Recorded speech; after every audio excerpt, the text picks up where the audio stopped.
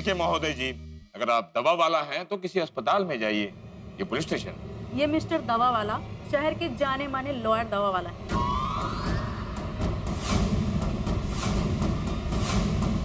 ये मिस्टर दीपेंद्र गड़ा और चंपक लाल गड़ा का केस हैंडल कर रहे हैं। ये अचानक लॉयर कहाँ से आ गए? अरे ये कोई ऐसे वैसे लॉयर नहीं है, एडवोकेट दवा वाला बहुत बड़े लॉयर है, बहुत नाम है इनका, सिर्फ बड़े बड़े लोगों के केस लेते हैं। अरे इनका रिकॉर्ड है, आज तक एक भी केस नहीं आ रहे। इनके बारे में हमारे तूफान एक्सप्रेस में अक्सर आर्टिकल छपते रहते हैं। पोपटलाल, अगर इतने बड़े वकील हैं तो इनकी फीस तो लाखों में होगी। और ये लोग चंपक चाचा और टप्पू के लिए आए हैं तो किसने दी होगी इतनी फीस इन्हें? तो मेहता साहब, किसी ने तो फीस दी है, तभी तो ये लोग यहाँ पे आए हैं। सही बात है। Hello uncle. Hello Dipendra. Don't worry uncle, आपका केस मैं हैंडल कर रहा हूँ और बहुत जल्द आप इस केस से बाहर आ जाएंगे, चिंता मत कीजिए आप।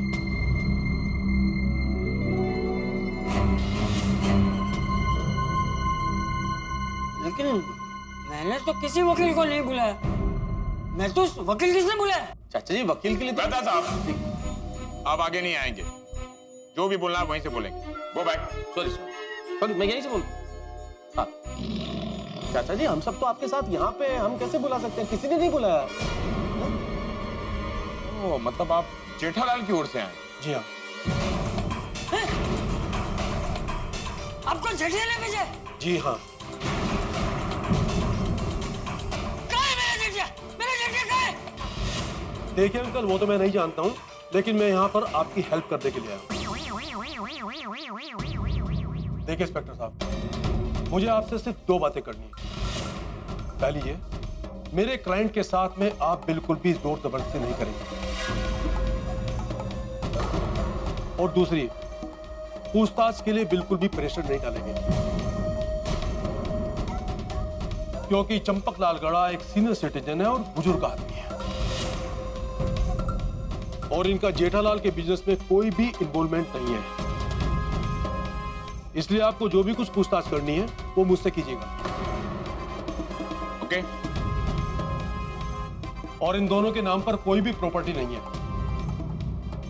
और इनकी बैंक डिटेल इस फाइल में है। चंपक लाल गड़ा के अकाउंट में सिर्फ और सिर्फ 12,000 रुपए और जेठालाल के सभी अकाउंट्स में इनकी भी साइन चलती है और आपको अगर कभी भी इनकी जरूरत पड़े तो ये हर समय अवेलेबल है और आप जो भी बात करेंगे मेरे थ्रू करेंगे। मेरा कार्ड।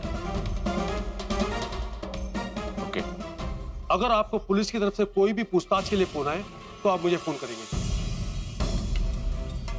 ये मेरा कार्ड है। मीना, इंस्पेक्टर साहब को सारे पेपर दिखा दो।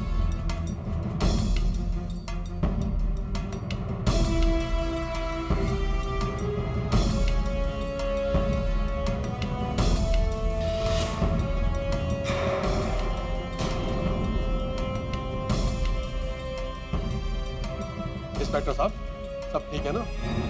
हाँ हाँ, एकदम क्लियर? सब क्लियर है। ओके अंकल, ओके दीपेंद्र, अब आपको पुलिस परेशान नहीं करेगी और अगर कोई भी बात हो तो आप मुझे फोन कीजिएगा। चलो ठीक है। ये तो चला गया। ये मतलब वो आए, उन्होंने कहा आपकी मदद करने आए, मदद की और चले भी गए।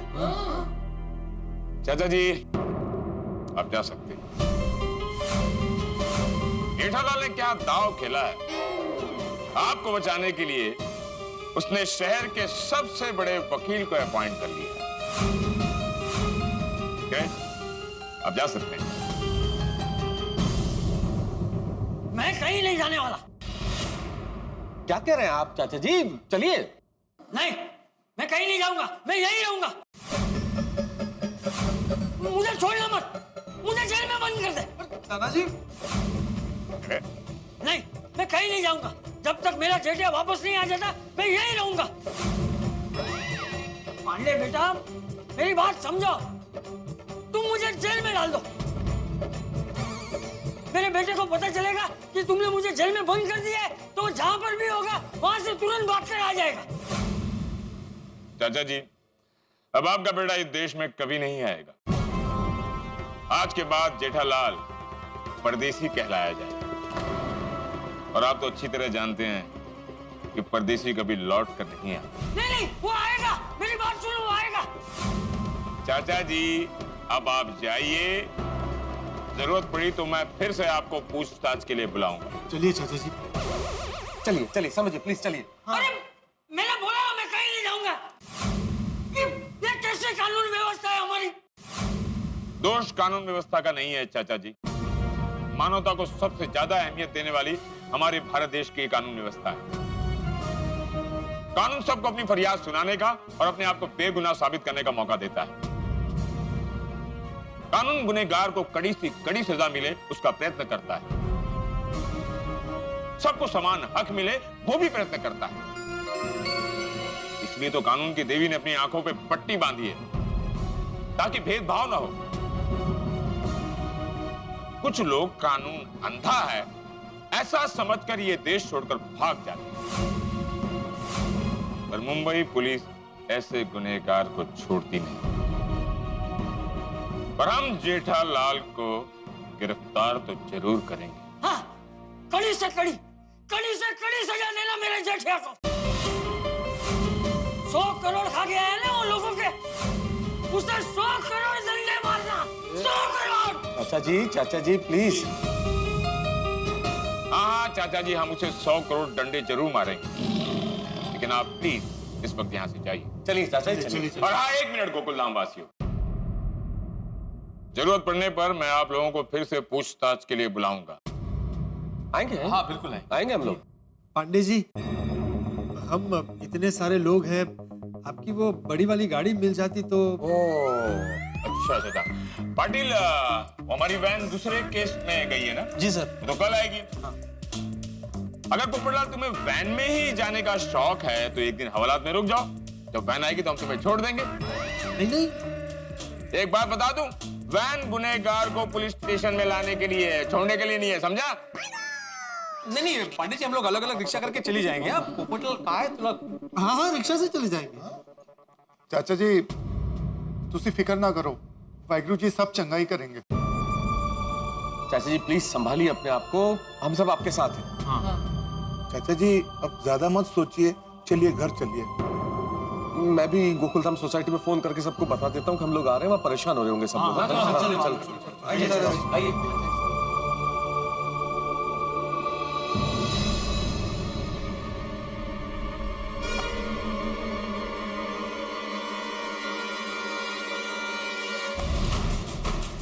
जेठालाल, तुम 100 करोड़ का घपला करके बच नहीं सकते। मुंबई पुलिस तुम्हें पाताल में से भी ढूंढ निकालेगी।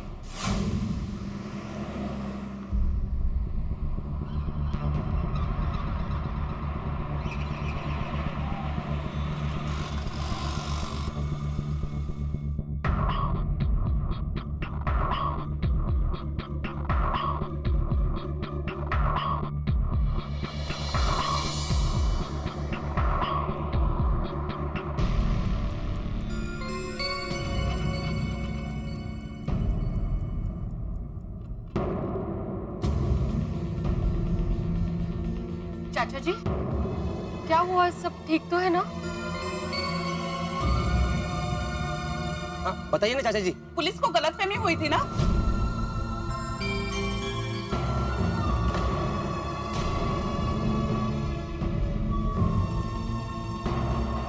चाचा जी, कुछ तो बोलिए प्लीज। आपके जेठा भाई से बात हुई?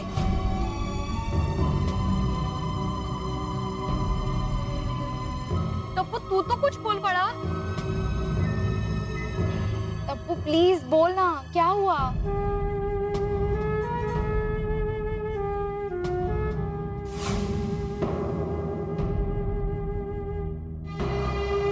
कोई तो बोलो। अरे आप लोग ऐसे एक दूसरे को क्यों देख रहे हो? आहो, चाचा जी और टप्पू कुछ नहीं बोल रहे। आप तो बताइए क्या हुआ पुलिस स्टेशन में? भाभी जी की बोलिए, कुछ समझ ही नहीं आ रहा।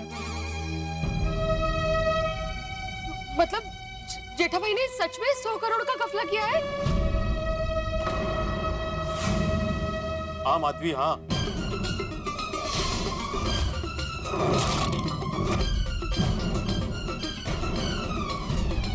पुलिस के पास बहुत ठोस सबूत है। अरे फोटो देखी हमने उसकी। फोटो? कौन से फोटोज? जेठालाल सेनोरिका आइलैंड में इस बात का प्रमाण है वो फोटो।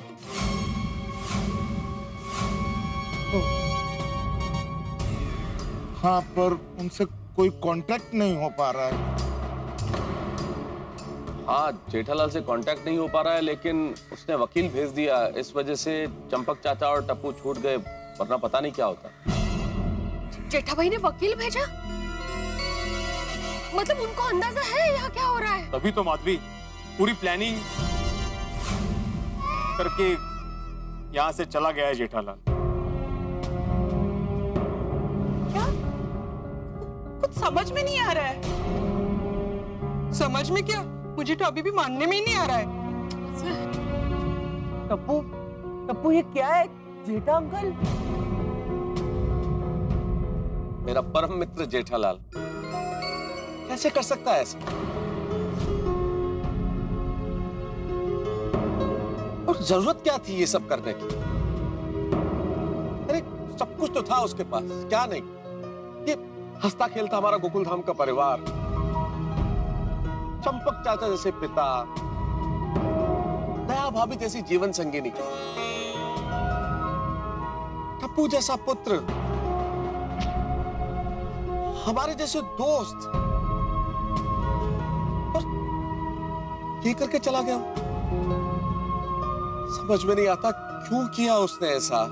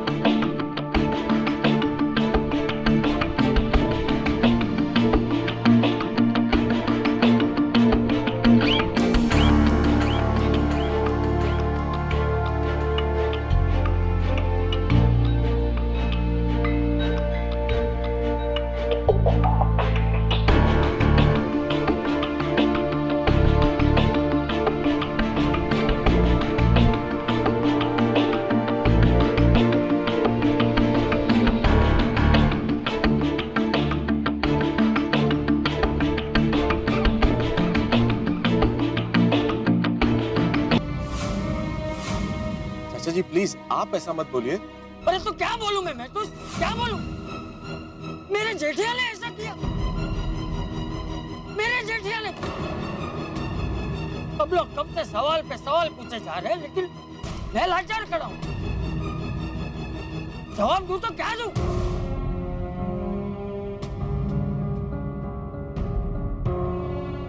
लेकिन अब सच का स्वीकार तो करना ही पड़ेगा ना। जो है वो है।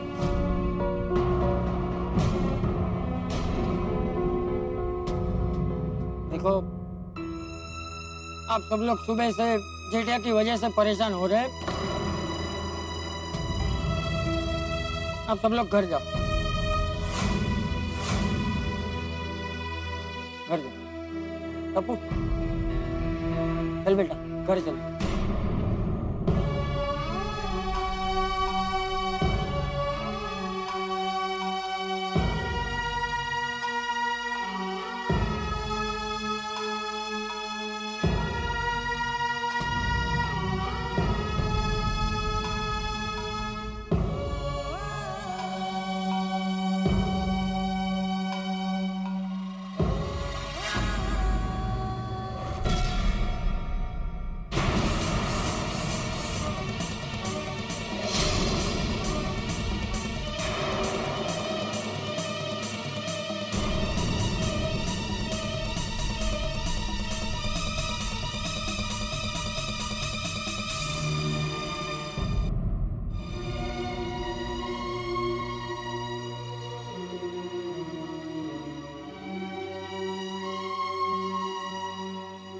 दादाजी घर तो सील हो गया, अब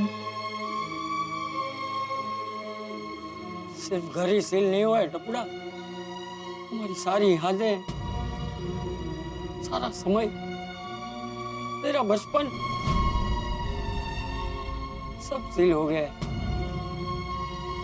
जेठिया ने तो हमें रास्ते पे लाकर खड़ा कर दिया टप्पू, कहीं का नहीं छोड़ा हमें, हमारे अपने घर का भी नहीं छोड़ा। दादाजी अब हम क्या करेंगे? पता नहीं, चल।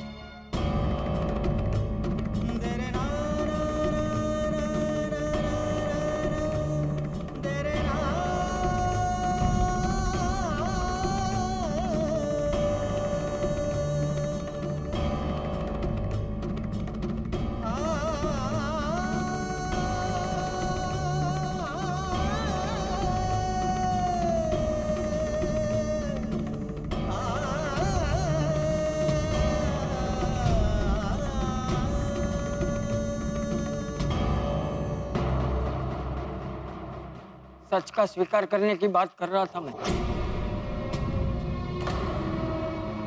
पर भूल गया था कि जेठिया ने तो हमें रास्ते पर लाकर खड़ा कर दिया। घर भी नहीं रहा हमारे पास, ना आसपास चार दीवार रही, ना ही ऊपर छत।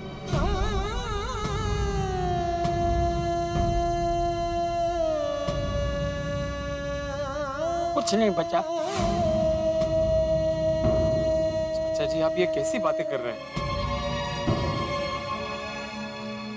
एक बेटा जो पैसों के लिए अपने सारे रिश्ते नाते तोड़ के कहीं चला गया हो, उस बेटे का बाप कैसी बातें करेगा? Hindi master,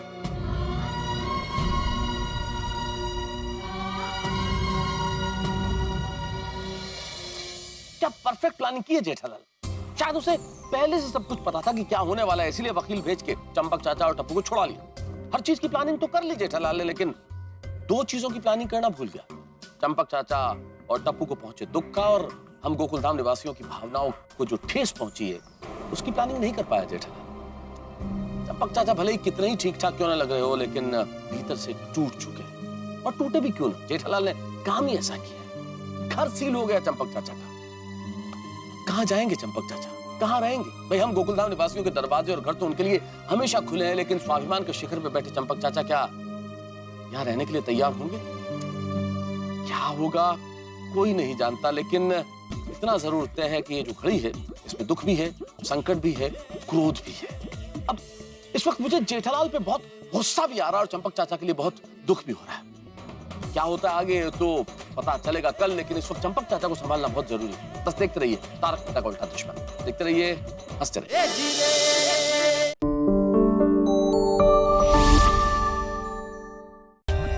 For more updates, subscribe to our channel, click the show links and enjoy watching the videos.